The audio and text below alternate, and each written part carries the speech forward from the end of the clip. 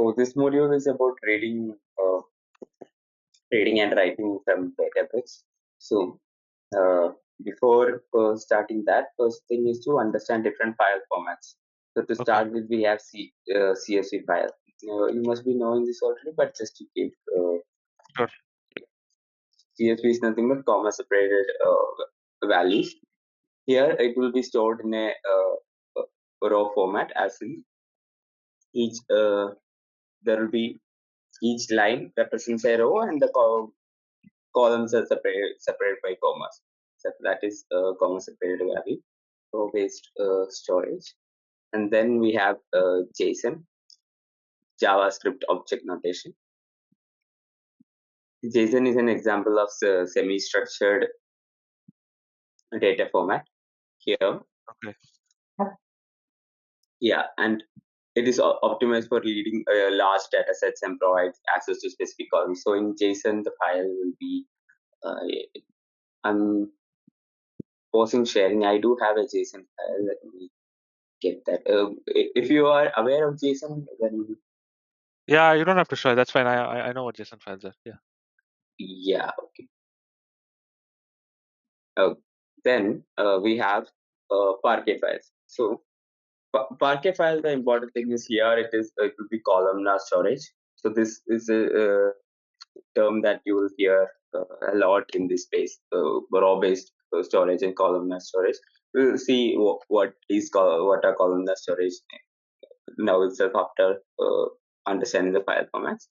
So Okay. when you get the Parquet files, like that's so usually Databricks will just pick up the files from a data lake or a file storage. Right? So essentially we are assuming that the Parquet files are already available, and Hmm. Databricks So is not well, used to create those Parquet files, or can you actually do that also? yes, we can create, and we will see how to create in this session. We can Okay. create Parquet file, we can create JSON file from Databricks. Okay. Yeah. Then we have ORC. ORC is another format, optimized row columnar. It's similar to Parquet file. It has columnar storage and everything. Okay. Yeah. And then the other things we have Avro format. So it's a binary format and it's mostly used for data serialization. You know the data serialization, right? How we send do serialization, send the data, and then after receiving the data, we do deserialization and get the contents of the data. I don't know that. I may need to explain that to me. I've not worked with Avro files before. Okay, so it's nothing but serialization, like say how if you want to send one file from let's say one device to another device, we do serialization and then we send that file. So upon receiving the file, we do deserialization and then we get the contents of the file. Okay. Yeah, it's mostly used for sending data across. That's our file. Then we have XML file, extensive markup language. This is used for storing structured data. Yeah. Then we have the text file, TXT files. It's used for storing log data and all other text related data. Yeah, that's Yeah. fine. Yes. So Then usually in your come. experience, what kind of files you usually see most often?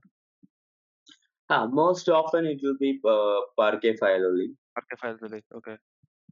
And maybe somewhere CSV file. JSON file will be very less from my experience. But even if it's JSON file, we could read it. That should not be an issue. I'll show you how to read JSON file also here. Okay, now we will see what are columnar storage. So columnar storage and row-based storage. Row-based storage, you know, right? In CSV file, everything will be stored in one row. And then for one particular, say one particular primary key, each all the data will be in one row. But here, when we come to columnar storage, it will be stored in all the column data will be stored in separate columns. So the rows won't be tied together. So when we need a subset of columns and when we are querying and we only need a subset of columns, we only need to get those columns. So that will be faster. Can you repeat that last statement again? Time to digest that. It will.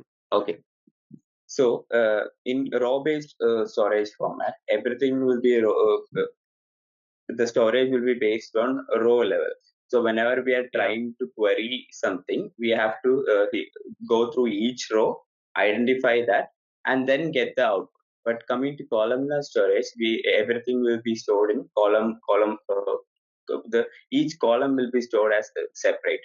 And whenever we need to query something, what it does is, and we need a certain set of columns. It only searches those columns and get the data. So it will be faster rather than going through all of this, all of the rows and then identifying everything. It will be storing a certain set of data, a certain set of the data in one column. It will be storing separately, and then we will be getting that data.